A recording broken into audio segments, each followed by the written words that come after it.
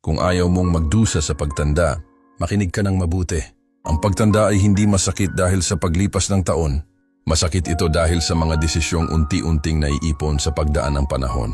Narito ang 5 katotohanan na magpoprotekta sa iyong kinabukasan. Una, piliin mong mabuti kung sino ang pinapalapit mo sa buhay mo. Hindi lahat ng pamilya ay nagbibigay ng kapayapaan. Lumayo ka sa mga taong mapanghusga, gumagamit sa iyo at sumisira ng katahimikan mo. Ang pagtanda ay hindi masakit dahil sa pag-iisa, mas masakit ito dahil sa maling samahan.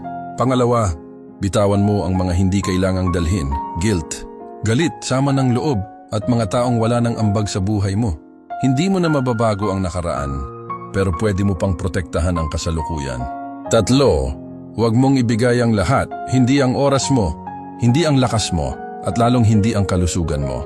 Magmahal ka, tumulong ka, sumuporta ka, pero huwag mong ubusin ang sarili mo para sa kahit sino. Kung hindi mo aalagaan ang sarili mo, walang ibang gagawa nito para sa iyo. 4, alagaan mo ang pera mo kahit kaunti lang. Ang disiplina at pag-iipon ay anyo ng respeto sa sarili. Ang kapayapaang pinansyal, nagiging kapayapaang emosyonal. 5, huwag kang umasa sa kahit sino. Ang pagiging independent ay hindi luho, ito ay dignidad. At ito ang pinakamahalagang bahagi. Ang tahimik at payapang pagtanda ay hindi swerte. Ito ay bunga ng disiplina, malinaw na hangganan, at tapang na mamuhay ayon sa sarili mong prinsipyo.